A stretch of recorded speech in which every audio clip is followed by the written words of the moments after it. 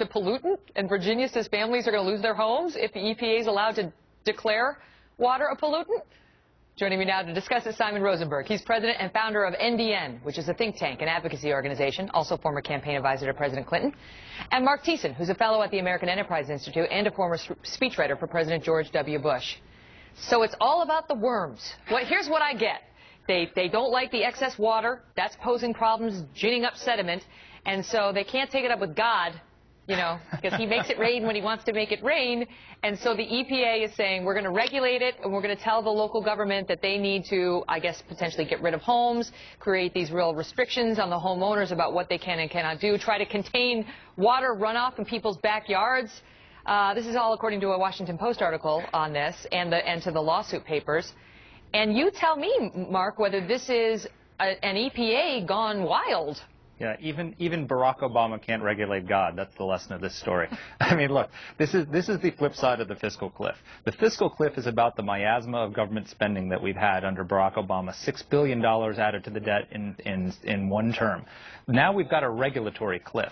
That is what we're doing with all that government, the new spending, which it buys a highly intrusive, increasingly intrusive government that wants to regulate every aspect of our lives. And so we've got the EPA here that's doing this when it comes to water. When it comes to air, we've got the cleanest air in 30 years. According to the EPA, they've got 6 new regulations planned for the coming year on air that are going to cost $138 billion in compliance cost of business, $500 billion in construction cost of business, and billions more in higher energy bills. You've got the Transportation Department, which is planning a whole host of new regulations that are going to raise the cost of cars and trucks. They want to force everybody to have a rear-facing camera inside their dashboard. So an American family that's struggling to make ends meet has to buy a rear-facing camera because the federal government says so.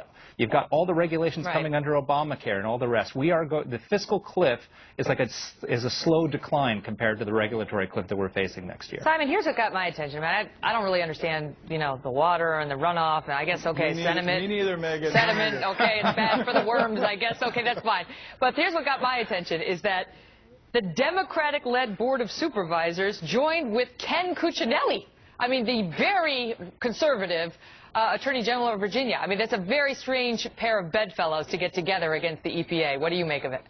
All politics are local, I guess, Megyn. And listen, I am not an expert in worms and water in this, and so it's hard for me to. But if you had to judgment. choose, would you go for the worms or would you go for the people? But I do want to say that we actually, in preparing for the segment, I did a little bit of homework, and we're told by various lawyers involved in this is that there's no possibility of homes being removed in this process. So that's a little bit of an overstatement by Mr. Cuccinelli to sort of gin up the opposition to this effort. But clearly, the two sides are going to have to come together and work something out. I mean, Fairfax County is clearly unhappy with what the EPA is trying to do. I'm sure that they can sit down and work this out. But on the broader set of what Mark was saying about overweening, this overly powerful government. Let's just be clear, right? I mean, the president has agreed to $1 trillion in domestic spending cuts. He's cut Medicare by $716 billion. He's proposing a massive tax cut for middle class people in the United States.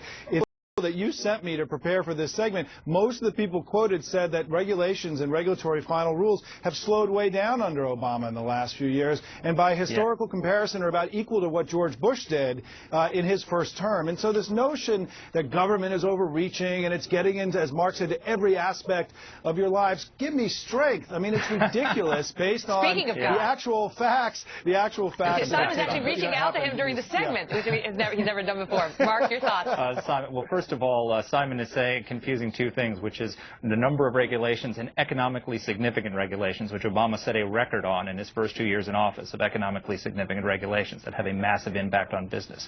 But second of all, he's right. They did slow down in the last year. You know why? There was an election, and Barack Obama put off all of these massive regulations that are being planned, and now we've come to what Senator Rob Portman has called the regulatory cliff, where all of these regulations that have been pent up, multi-billion-dollar regulations that are going to cost cost American taxpayers more money. They're going to cost hundreds of thousands of jobs. These things are all coming to roost right now. And so we are in a situation where the regulatory machine is revving up, and Barack Obama is going to impose these six new regulations under the EPA alone. Just one of those, which is regulating particles in the air, 680,000 jobs are going to be lost if that regulation goes through. So this is very, very serious. Can I hold you to that? Can I hold you to that?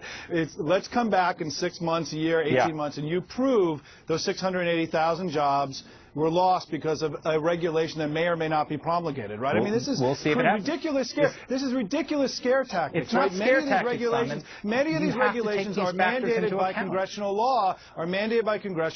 And this just the basic argument behind this, that somehow this president wants big government in everybody's lives, is not borne out by the facts of his tenure in office, where we've seen domestic discretionary spending rise at a lower rate than.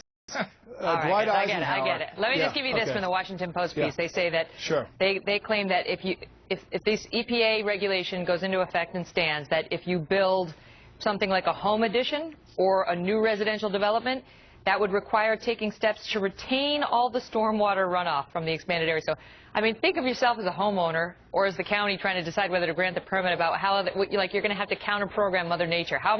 Is it now my responsibility to retain the runoff of the water? Is it the county's responsibility before they grant me the permit for the deck I want to build?